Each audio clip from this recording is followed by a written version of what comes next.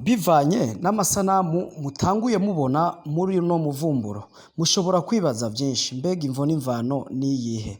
Impamvu ya vyose ni uno muhungu numwe mu bantu basanzwe ari abagenzi banje jewe. Igihe kimwe twari kumwe turiko turayaga bisanzwe niho yafata arambwira ati imivumburo yanyu ni ya feki. Ngo jewe nta ndwihera ntagiye kurya umwana ariko nta muntu numwe yomvumbura bishoboke.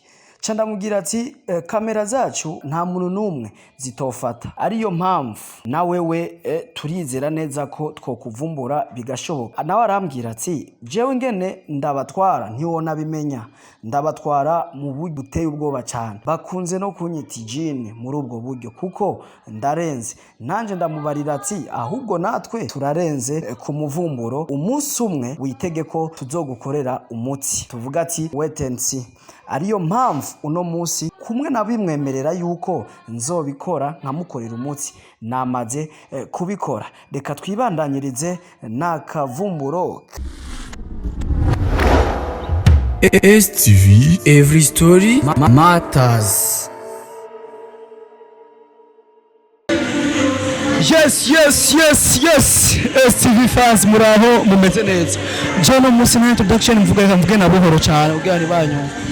Urazi rero cendo samakuru kwa bantu bari mu vya muri vya bintu by'abakuzi. Rero urazi ko kumuvumburo Jens Gensar cyavuga ati reka nje kubavumbura uko biri kose ndazi biragenda neza. Ndabize ko ari STV icuni on the aims Mr Solution Mr Emotion nkuko vyamo biza ahantu rero turagenda kininja hari abantu benshi kandi batubonye barashobora kuca baturege foke tugenda nk'abameshanye dushikire twinjira direct gumana nanje hanyuma tugende gukora umutsi ahantu turi nta naho tuzi neza. Urabona ko hari indirimbo ya Lorindo murakata kuno aho tuzagenda kuri address. Urabona ko twakoresha itaroshi ni kuvuga yuko tuje surprise nta n'umuntu gusa tubwire kandi barako bwiyica tuvuga ati reka dukora umutsi gumana nanje hanyuma ibintu bigende fresh. Aha rero murambona fresh ariko harasize ubwenge hari utuyira twinshi tudahera ari imiryango myinshi batweretse tutazi. Aha ni hanuguruka aha gumane nanje tu ndabakorera umutsi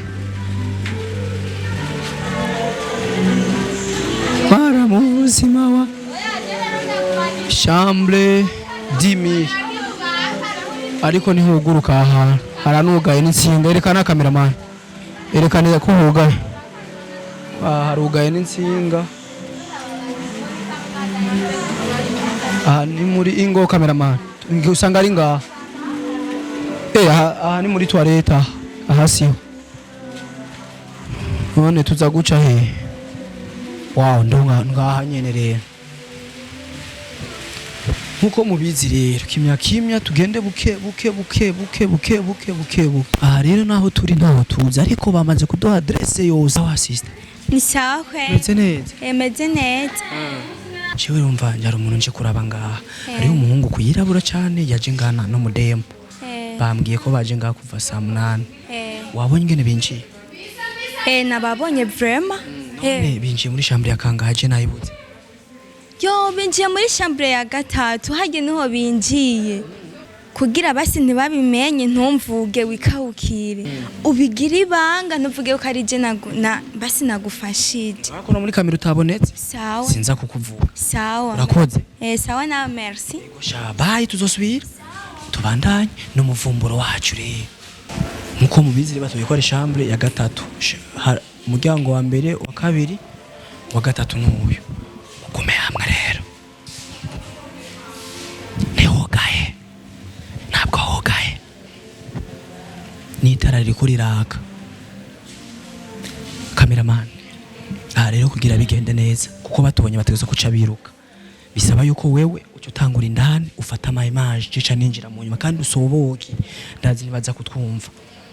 Wawe ko hatugaye ntabwo hugaye tsanda kufatira itoroshi wewe ingorero uciye winjira buke cameraman buke kameramani genda buke buke genda buke buke buke buke nibakumve kuri birato kameramani sawa genda rero injira buke buke pore pore injira buke buke nibakumve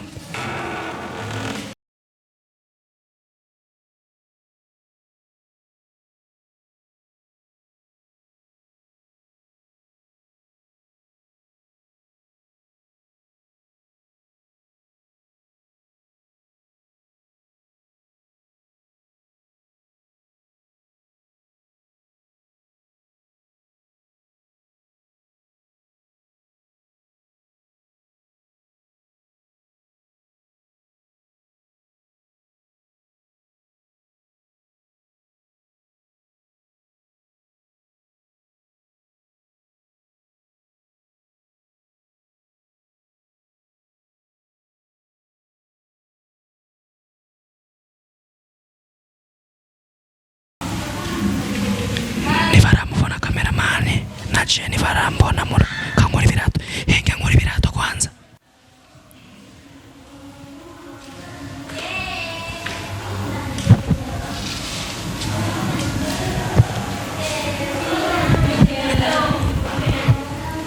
nivaramubona kameramani ngo shikovu bararyamye yo ivyo barimwo STV raba ivyo barimwo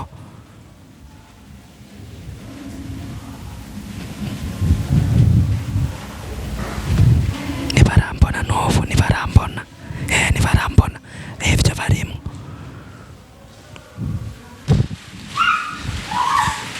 yo kabana reka sohoka please musade sohoka nimugara n'umuryango muri mu sohoka umviriza basi gatoya murakundanye kandi nawe musade sohoka kandi umviriza gatoya tu imbaga sohoka umviriza gatoya ba sohoka umviriza gato umviriza hinga turagiye basi hinga tugende